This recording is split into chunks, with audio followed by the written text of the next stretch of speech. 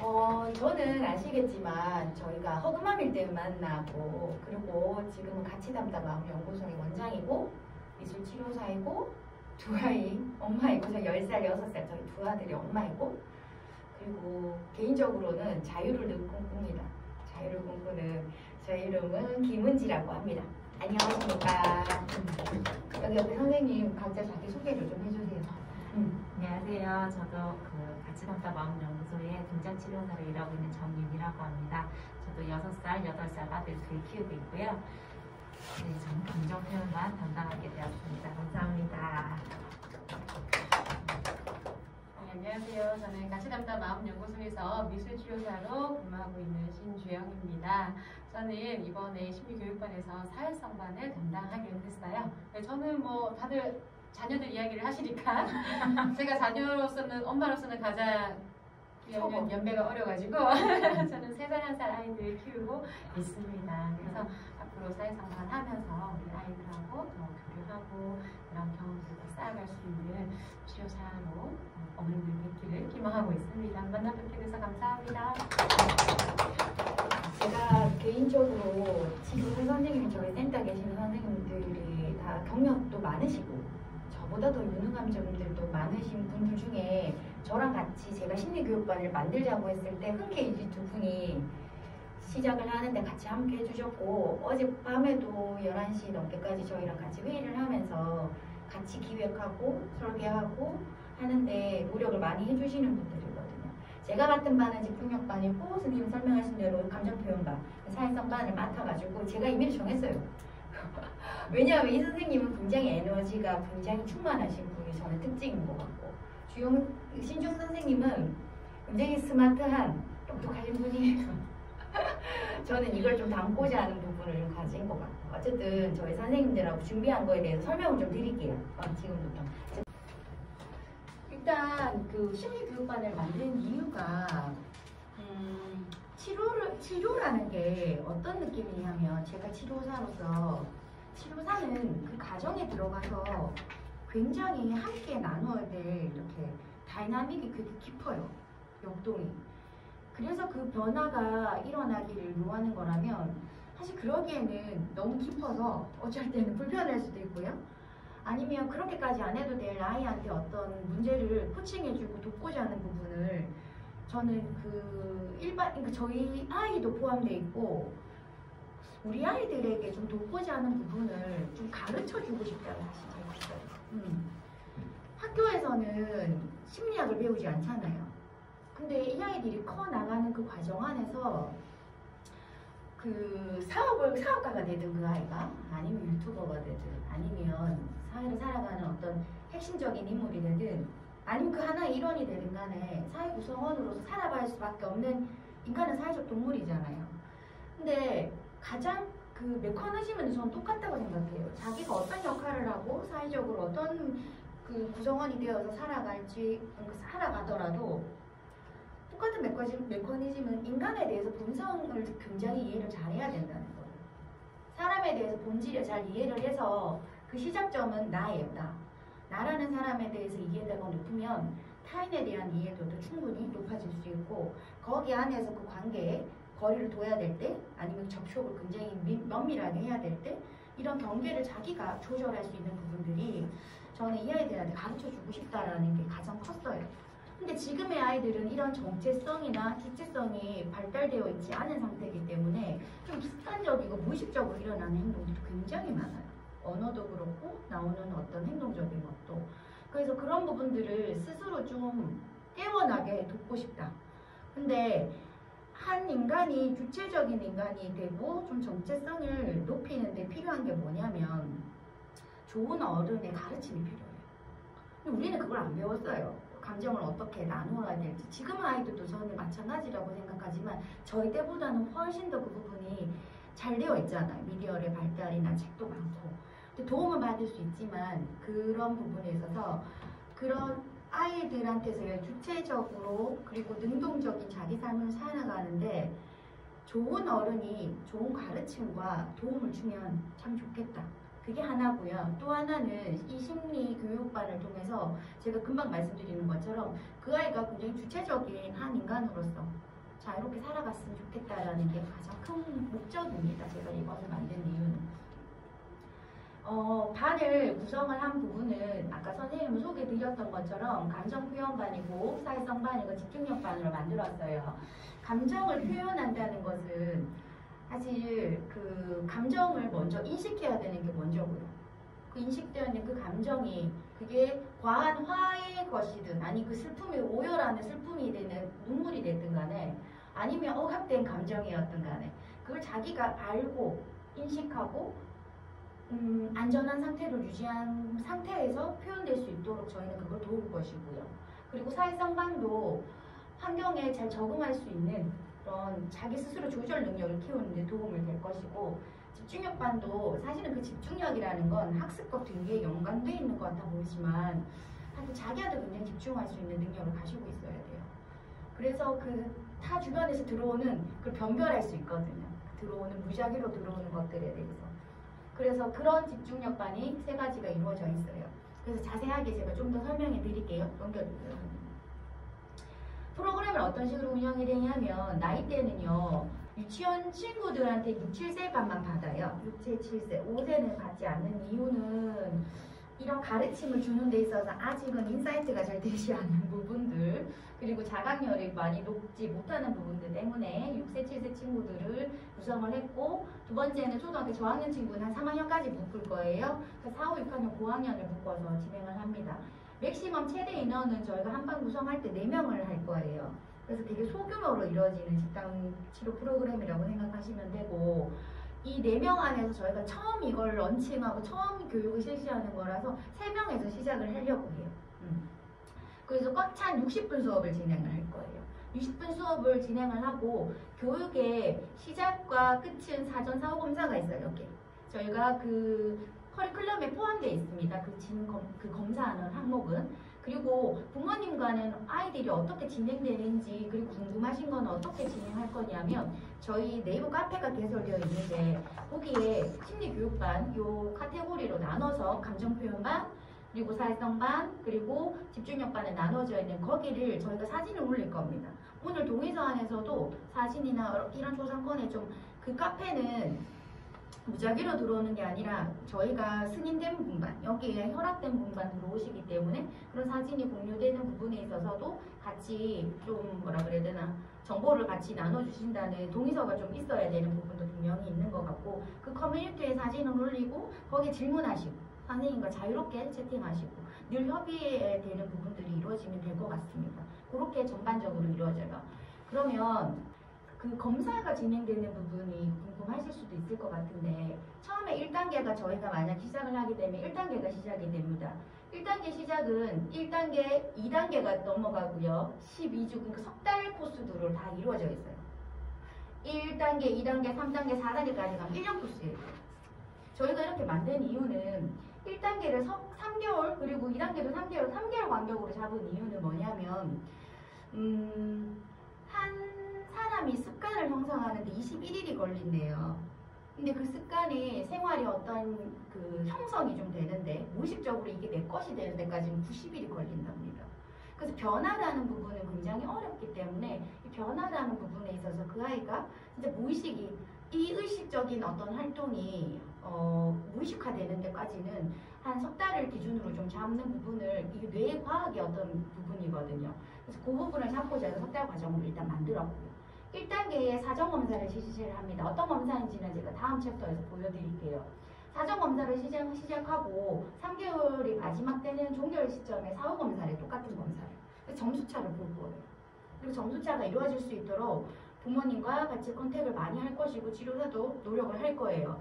근데 부득이하게도 2단계에 올라가고 싶어요. 자꾸 우리가 4단계까지 가고 싶다고 갈 수가 없는 부분이 뭐냐면 저희는 이 과정을 1년 과정으로 만들어져 있는 1, 2, 3, 4단계를까지 가면 제가 그 목표인 그 아이의 어떤 주체성이 높아지는데 굉장히 많은 영향을 주고 싶은 게 저희의 어떤 역할이라고 생각을 해서 2단계로 넘어오려고 했을 때 점수 차 아니면 이 아이의 여기서 가지고 있는 그 자원 2단계 심화 과정이란 말이에요. 레벨업이 가능한지에 대해서 치료사랑 어머님이랑 분명히 저희는 컨택을 할 겁니다. 그래서 가능하면 올릴 거예요. 안 그러면 개인 치료를 할 수도 있고요. 아니면 1단계를 반복할 수도 있습니다. 그래서 2단계로 올라오면 4, 5 검사를 한번 앞에서 했기 때문에 동일한 검사를 다시 진행하지는 않아요. 유의미하지 않거든요. 그래서 4, 5, 3달에 그래서 4, 5 검사를 실시하고 그리고 3단계 있을 때도 사전 검사를 한번 실시하고 4, 5 검사를 하고 4단계 마지막은 또 중복이 되니까 마지막 검사를 진행을 합니다. 그래서 1단계에서부터 4단계 1년 과정을 거치는 이 레벨업을 거치는 과정이라면 이 아이는 아주 많이 내적인 성장과 외적인 성장이 되어 있을 거라고 저는 믿고 그 확신에서 이거는 너무 그 아이의 노력과 기특함이 저는 묻어나 있을 거라 생각해요. 그래서 수료증을 주도로 가는 것을 저희가 좀 생각하기로 해요. 그래서 검사는 어떤 걸 진행하기로 했냐면 KBASC2라고 해가지고 정서행동 평가하는 시스템을 가지고 있는 부모님들의 체크리스트입니다. 뒤 넘겨주시면 160문항이고요. 이 검사가 유아용도 있고 아동용도 있고 청소년용도 있는데 160문항이고 어머님이 40분 정도 소요가 돼요. 160문항이다 보니까. 그래서 어떤 부분이 좀 포함되어 있는 거를 확인할 수 있냐면 안에 글자가 잘 안 보일 수도 있는데 전반적으로 어떤 거냐면 아이가 내면의 지금 상태가 어떤지를 봐요. 그리고 외적인 상태인 거를 좀 살펴봐요. 혹시 얘한테 증상이 또 있지는 않는지 이것도 살펴봐요. 그리고 이 아이가 혹시 다른 부분에 있어서 좀 내적인 부분의 어떤 감정이지만 좀 분노 조절이 안 되는지 아니면 얘가 좀 더 다른 양상을 가지고 있는 것을 보는지 아니면 사회적인 적응 기술도 사실 살펴볼 수 있는 이 아이의 자원, 내적, 외적 그리고 사회적 적응 기술을 살펴보는지 요 세 가지에 포함되어 있는 부분을 살펴보는 거예요. 아주 이 세 반에 똑같이 검사를 시행을 하고요. 어느 반에 들어갈지에 대해서 선정하는 것도 이 검사를 통해서 아마 이게 뭐라 그래야 돼? 선정할 수 있는 부분, 선별할 수 있는 것도 기능이 좀 있을 것 같고 좋은 검사를 저희가 잘 골랐던 것 같아서 이걸로 아이를 측정해 보는 거를 해볼 수 있을 것 같습니다. 그래프도 이렇게 나오는 거거든요. 직접 무슨 수업을 하는지 조금 한 꼭지만 경험해 보는 거를 좀 했으면 좋겠어요. 안녕하세요 어머니. 저는 감정표현반을 맡게 된 정윤이라고 합니다. 아까랑 목소리가 조금 다르지요. 저는 친구들을 만날 때 조금 에너지를 끌어올리기도 해요. 어떤 친구들이 저의 목소리를 듣고 저에게 집중을 하고 아, 저 사람이면 내가 좀 완전할 수 있겠다. 조금 불편한데? 라는 것들을 자기가 스스로 이렇게 인식할 수 있기 위해서 조금 목소리를 끌어올리는 편이기는 합니다. 여기 보시면 아시겠지만 저희 반은 네 가지의 작은 주제들이 있어요. 첫 번째는 생소하실 수도 있어요. 수직선, 수평선, 앞뒤, 조율, 감정을 표현하는데 이런 것들이 필요한가? 네, 저는 필요하다고 생각합니다. 혹시 어머님도 제가 감정표현반이라고 했을 때 저 사람 되게 감정표현을 잘하는 선생님이시구나, 그래서 여기를 맡으셨구나 라고 생각하시지는 않으셨어요? 어떠세요? 저는 표현을 잘하는 사람 같나요?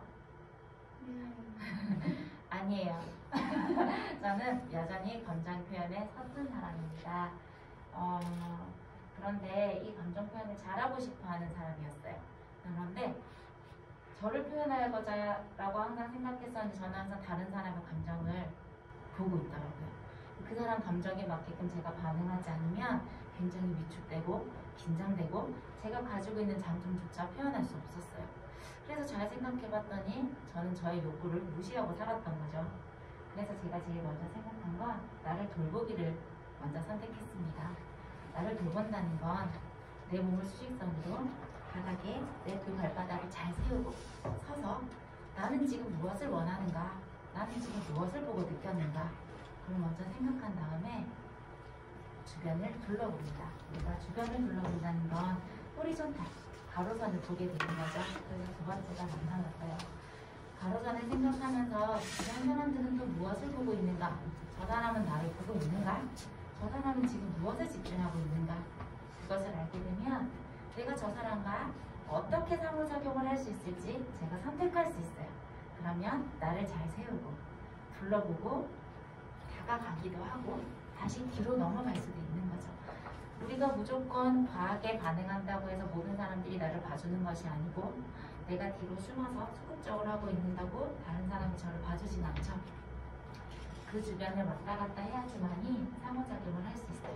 근데 이 상호작용만으로 끝나는 걸까요? 아니요. 제 옆에 상대도 저와 똑같이 자기를 돌보고 나를 바라보고 나와 어떻게 상호작용을 할지 조율하기 시작한단 말이에요.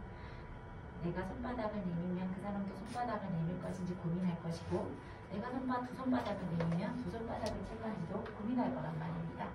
그래서 저는 이렇게 4단계 나를 세우고 주변을 바라보고 같이 상호작용을 하고 어떻게 앞으로 걸어갈 것인지 돌아다닐 것인지를 조율하는 것을 선택했습니다.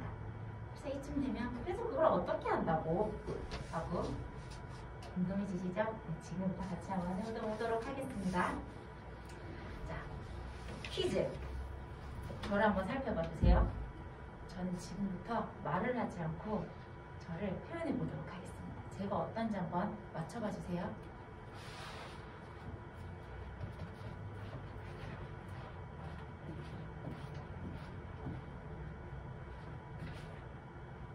감정 언어가 잘 생각나지 않으신다면 맨 뒤에 혹시 종이를 남겨보시겠어요? 네, 감정 목록이 50개가 있어요. 그 감정 안에는 쾌감정, 불쾌감정, 상태감정이 있습니다. 그 중에 저는 어떤 상태일까요?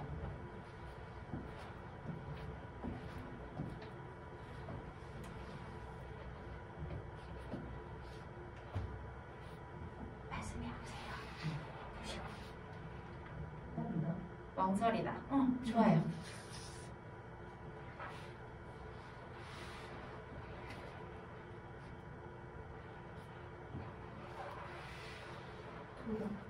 두렵다. 맞아요. 저는 좀 긴장되고 망설여지고 그래왔습니다. 한 가지 더 해볼게요.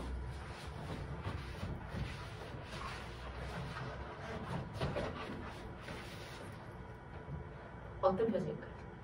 저를 보셔야 돼요.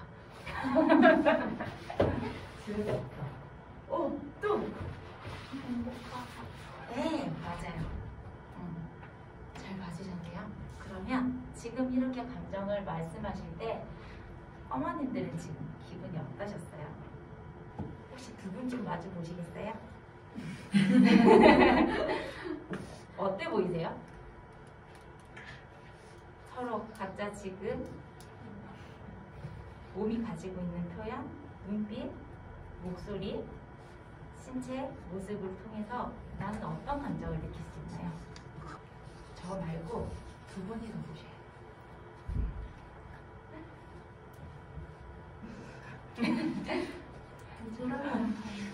지금 기분은 또 어떠세요? 지금 기분은 또 어떠세요? 긴장된다. 또? 어색하다. 그러면 지금 나에게 필요한 건 어떤 감정일까요? 친밀감? 좀 더 편안함?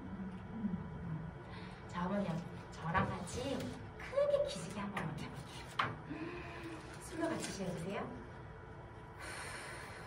한 번만 더 할까요? 활동은 끝났어요. 그래서 지금 마음은 어떠세요? 지금 나의 마음은 어떤 것 같아요?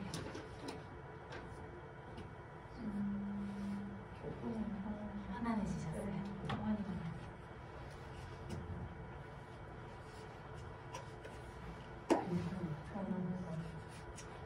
저희 감정이 계속 한 곳에 머물러 있나요? 감정은 계속 흘러요. 우리의 감정은요, 욕구에 기반합니다. 우리의 욕구는요, 내가 원하는 것이죠. 그런데 내가 원하는 것이 안정된 상태로 돌아가기 위해서 너무 과잉되었거나 결핍된 상태를 정상적으로 돌리려고 하는 게 저의 욕구거든요. 그 욕구를 잘 바라보고 반응하는 것이 저의 감정입니다. 어떠셨어요? 처음에 긴장하시고 저 바라볼 때마다 편안하셨죠? 어떤가 한번 보자. 말하라고 하니까 긴장되셨죠?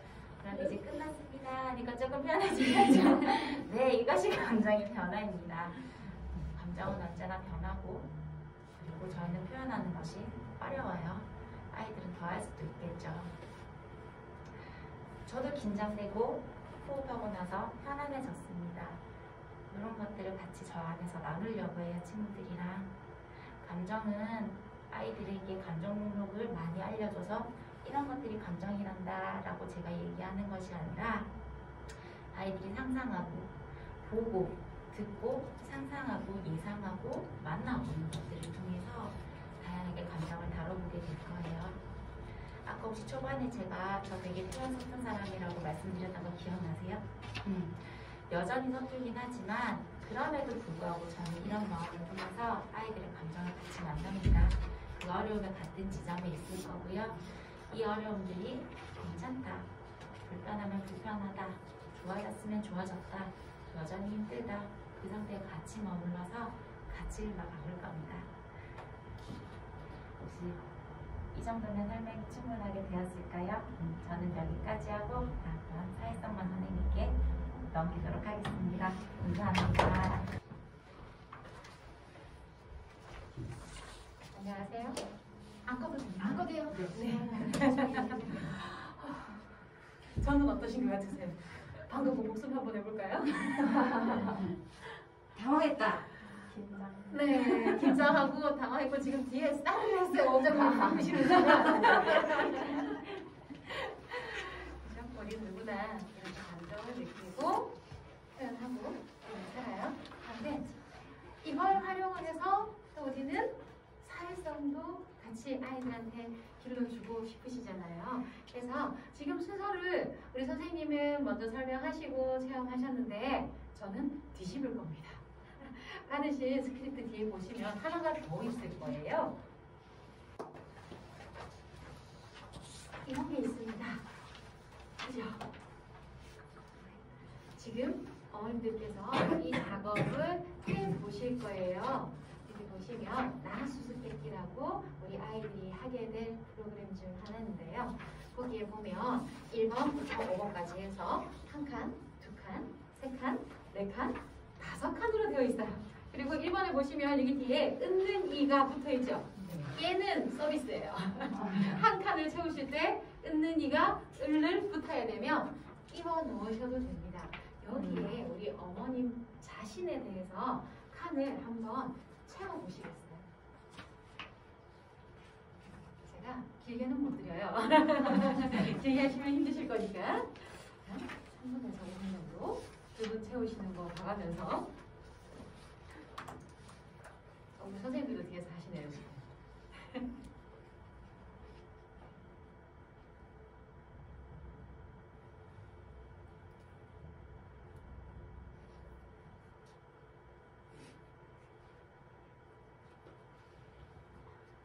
어려우시죠? 좀 찍으실까요? 조금. 그런데 제가 이렇게 막 보니까 우리 뒤에서 우리 어머님들 아까 저희 원장님께 드리니 원장님 만나셨던 어머님들이 하시더라고요. 원장님 되게 궁금하시지 않으세요? 원장님 채우셨더라고요. 원장님 좀 알려주세요. 나는 정말 한자가 제일 어려운 거. 그렇죠? 그걸 좀 이거 안 쓰고 싶었는데 그게 나는 짱이다. 쓸 게 없었어. 나는 두 번째는 나는 은지다. 세 번째는 나는 씩씩이다. 네 번째는 나는 자극 과잉이다. 다섯 번째 나는 최고이고 싶다. 이렇게 적어요. 네. 그리고 우리 앞서 감정 표현 자기 나는 감정 표현이 서툽니다 하시던 정인혜 선생님도 되게 빠르게 하시더라고요. 표현이 서툰 사람이 저렇게 빨리 할 수 있는 거야? 하셨어요? 근데 한번 좀 알려주세요. 아우, 나는 맘이다. 나는 귀엽다. 나는 재미있다. 나는 사랑스럽다. 나는 자기애적이다. 우리 어머님들 두 분 선생님 거 들으셨거든요. 두 분 선생님이 자기에 대해서 풀어내셨단 말이에요. 들으시면서 어떤 생각이 드셨어요? 그죠? 저도 그 생각을 했어요. 근데 저는 어떤 것을 생각하는지 저도 썼거든요. 나는 새다. 나는 남자다. 나는 또라이다. 나는 남매 엄마다. 나는 거짓말쟁이다. 저희 거는 들으면서 어떠셨어요? 그 내용이 궁금해요. 내용이 궁금하죠? 저는 왜 세였는가 하면 되게 자유롭고 싶어요. 묶인 생활이 좀 힘들어요. 제 마음대로 하는 생활을 하고 싶고, 그리고 저는 남자인 이유는 저는 딸만 6인 집에 막내딸로 살았어요. 아들 컴플렉스를 가지고 살았어요. 그래서 맨날 바지 입고 맨날 밖에서 뛰어놀고 그러고 살았거든요. 그래서 되게 남자가 되고 싶은 마음이 있었고, 저는 또라이입니다. 이거 왜 이렇게 됐냐 하면 제가 남자가 되고 싶으니까 여자잖아요. 여고를 다녔어요. 치마를 입죠, 결국에. 저희 학교는 또 되게 야박하게도 겨울에 바지 교복이 없었어요. 사시사철 치마였거든요. 저는 사시사철 차용부 입고 다녔어요. 아니면 청바지 입고 다녔어요. 선생님한테 혼나도. 그래서 제 마음대로 행동하는 게 있었던 거죠. 그러니까 친구들이 저 또라이 같은 걸 봤나. 또라이가 됐어요. 그리고 저는 아까 말씀드렸죠. 아이 둘 키웁니다. 3살, 1살 아이 키우는데 아들, 딸 키우거든요. 그래서 저는 남매 엄마고 거짓말쟁이에요. 마지막 거짓말쟁이가 왜 되는가 생각을 해보니까 저는 딸 6인 집에 막내라고 말씀드렸잖아요. 되게 늦둥이에요. 그러니까 제가 태어났을 때 이미 저희 부모님은 친구들의 할머니, 할아버지 수준이었거든요. 그러다 보니까 저한테 세심하게 관심을 가져주시지 않았어요. 그리고 되게 엄격하게 훈육을 하시고, 그래서 뭘 하려고 하면 혼나는 것부터 먼저 오는 거예요. 그러다 보니 너 이거 했어? 이러면 예 했어요.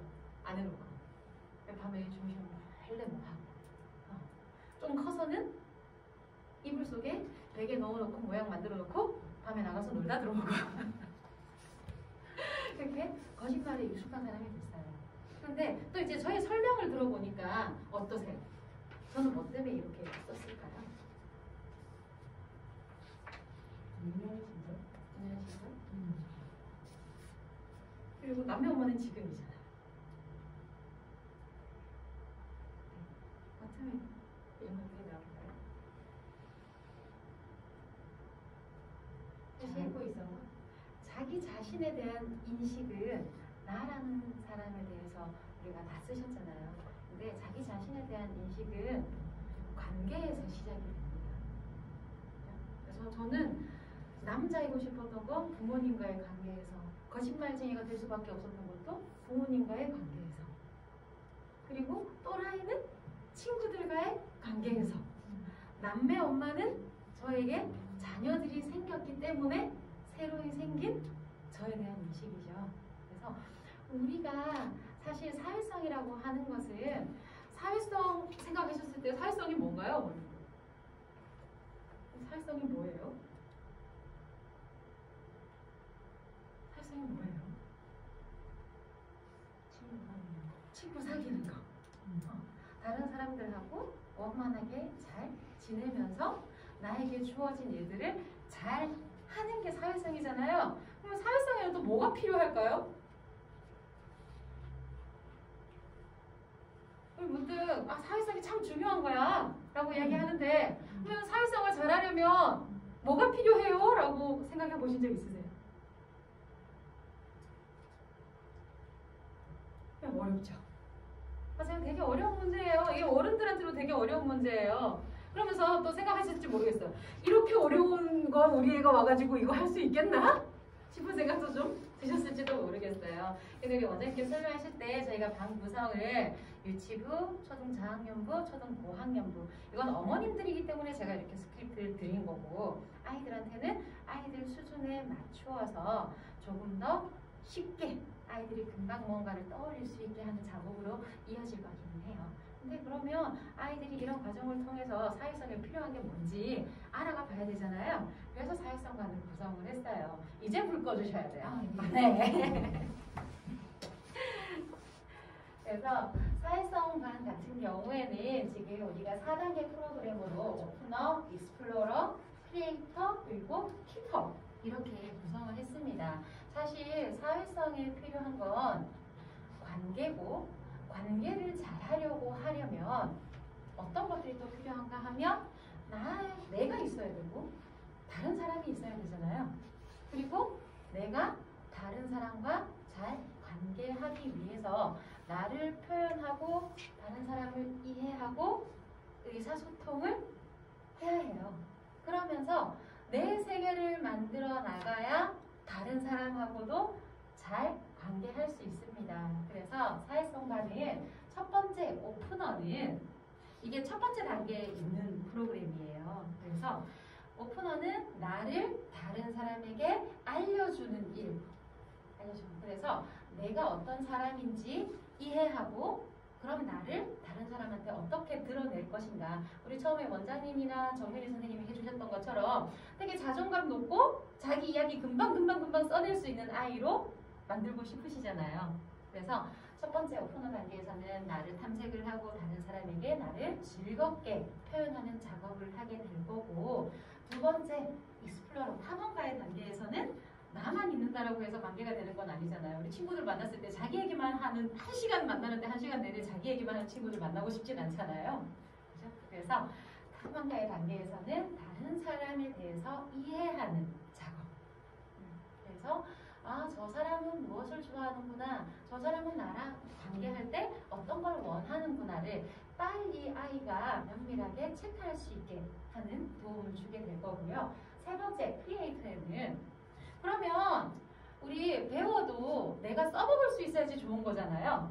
그리고 개성이 있는 아이가 되고 싶지 똑같은 아이가 되고 싶지는 않잖아요. 그래서 우리가 이렇게 나를 표현을 하고 다른 사람을 이해하고 났으면 세 번째로는 그러면 내가 편안한 방식으로, 우리 감정을 표현하는 방식도 몸으로 드러내는 게 편한 사람이 있고 말로 표현하는 게 편한 사람이 있잖아요. 그런 것처럼 다른 사람이랑 관계할 때 내가 어떤 방식으로 하는 것이 나에게 안전하고 편안한지를 만들어가는 과정. 그리고 마지막으로 우리 아까 원장님이 말씀하셨죠.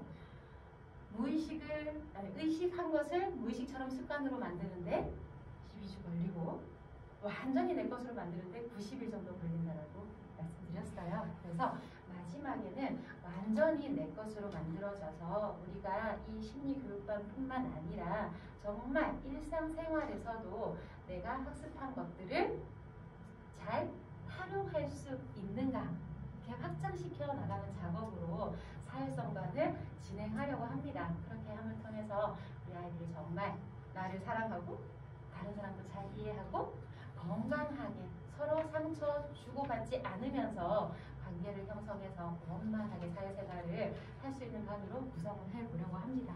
여기까지 사회성관 소개 마치겠습니다. 감사합니다. 이 직접 이렇게 경험하는, 잠깐이지만 경험하는 게 어떠신가요?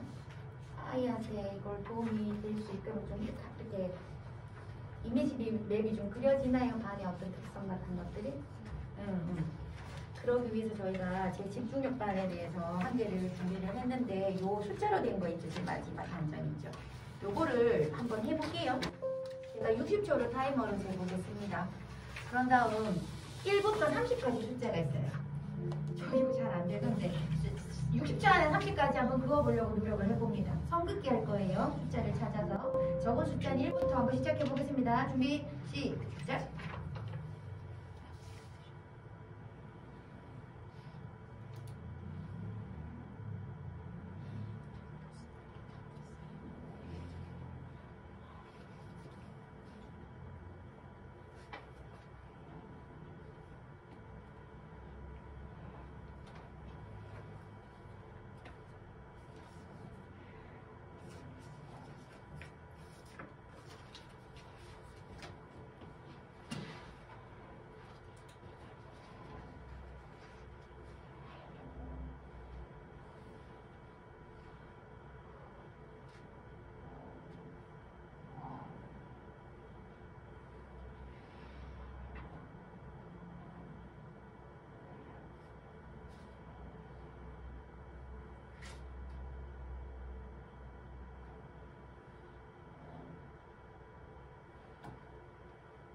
그만. 언니 몇 가지 하셨어요? 20. 오, 몇 가지 하셨어요? 19. 저 18을 못 찾아가. 18을 못했어요. 18이 어딨던 거예요? 18이 어딨다. 선생님 해보셨어요? 네. 저는 좀 늦게 시작했는데 15까지밖에 못 찾았어요. 유미 선생님도 하셨어요? 같이 했어요. 지금 이 숫자를 향해서 제가 시간 압박을 줬잖아요. 시간 제한을 줬잖아요. 숫자를 긋기 위해서 집중하셨나요? 이게 집중력이에요. 이게 집중력이에요. 집중력이라는 건 제가 좀 설명을 드리자면 우리가 왜 우리 아이가 주의가 산만하다. 아니 있나 보죠. 저희 집에도 있어요. 주의가 산만하네. 주의가 산만하다. 그리고 주의 집중력이 떨어진다. 뭐 이런 얘기를 하는데 주의랑 집중력이라는 이 말은 좀 다른 개념이긴 해요. 그걸 잘 알고 있으면 참 좋을 것 같아요. 주의라는 말이 무슨 말이냐면 특정 자극에만 자기가 의식적으로 반응하는 상태를 말해요. 은지야, 응? 이런 거죠. 어떤 소리를 듣고 아니 무엇을 보고 그것만 보는데 엄마가 지금 얘기하잖아. 저희 애한테 지금 잘 이렇게 해요. 부주의해요. 자꾸 다른 자극을 많이 봐요. 야, 좋거든.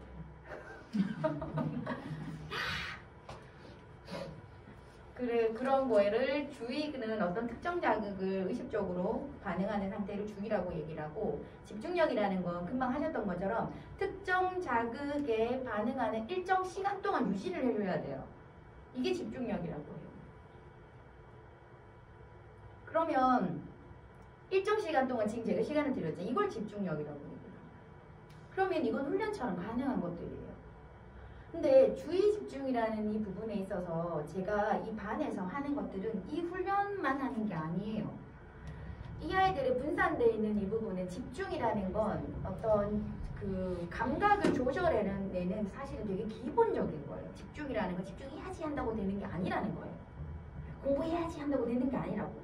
책 봐야지 한다고 되는 게 아니라고. 마음 먹는 게 아니라 이 감각이 조절된 상태가 이루어져야 돼요.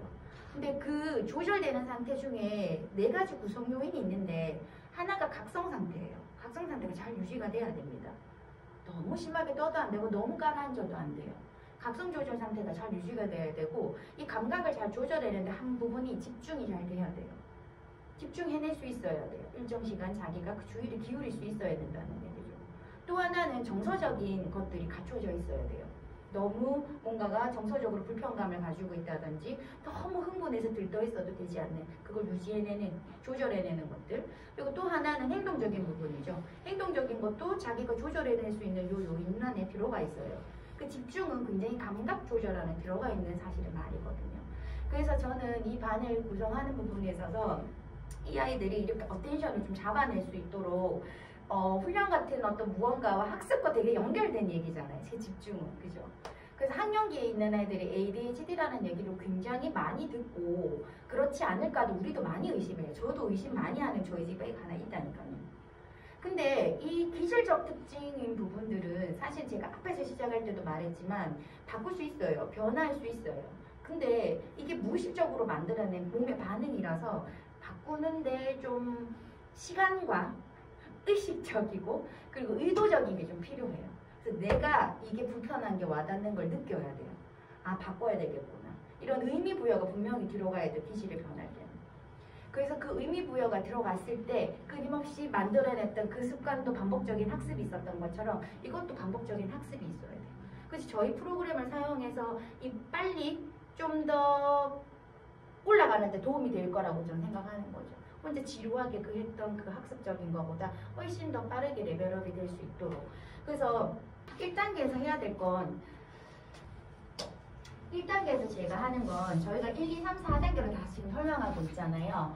1단계는 석 달 과정이고 2단계도 석 달 과정이고 이게 1년 프로세스입니다. 그래서 1단계의 아이가 이 석 달 동안 해내야 되는 것은 무엇이냐면 나를 인식하는 거예요.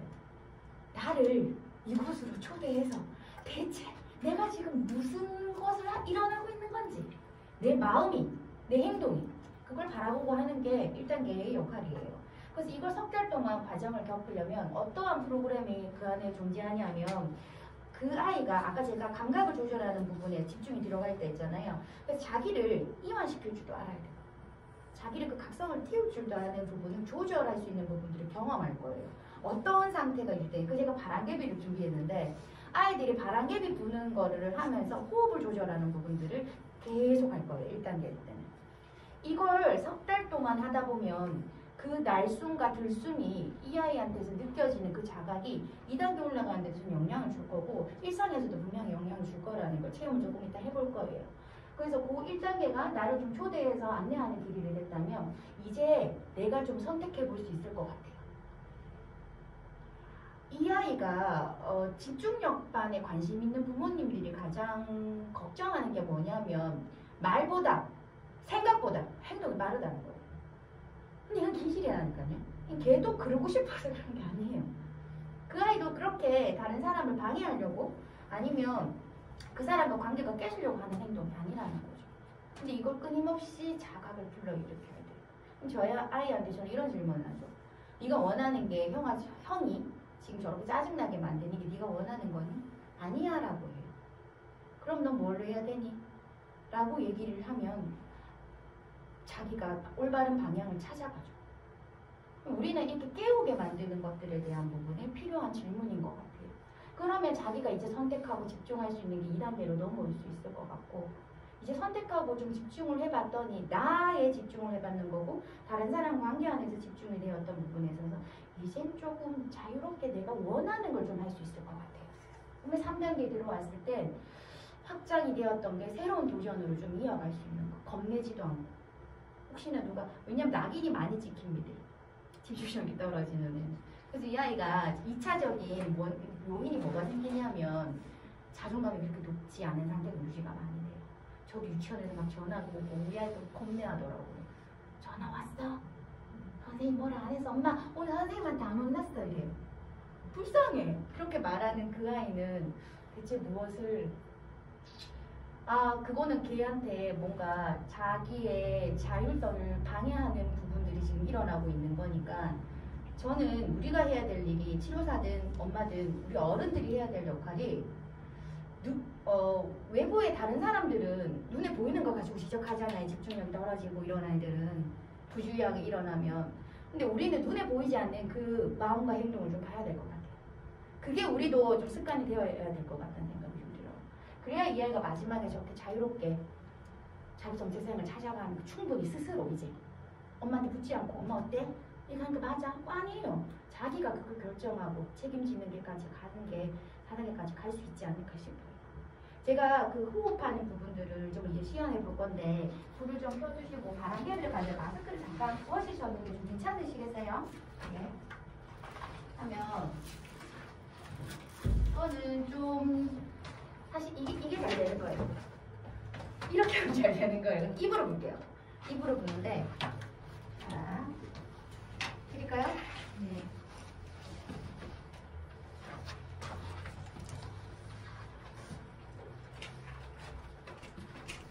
자 마스크를 벗고 어떻게 할 거냐면 이거 해보고 느껴보자고요. 일단 해보고 제가 불어보니까 뼈는 좀 빡빡한고요. 뒤도 좀 잘 부러지는데 한번 불어보세요. 근데 어떻게 부냐면 호흡을 좀 많이 하면서 깊게 바람개비로 돌려보는 거예요. 많이 들어가셨다가 많이 내뱉습니다. 자, 이때는 등을 척추를 좀 펴시고요. 어깨를 좀 떨어뜨리고 하는 겁니다.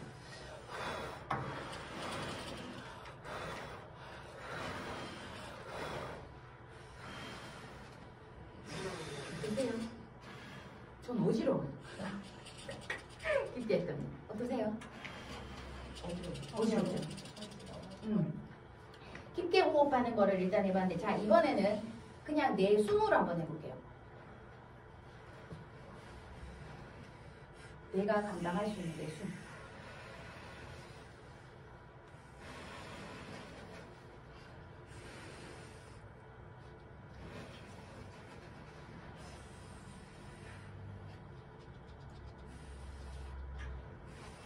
이거는 거친 숨도 아니고 내가 감당할 수 있는 숨. 편안한 호흡 안에서.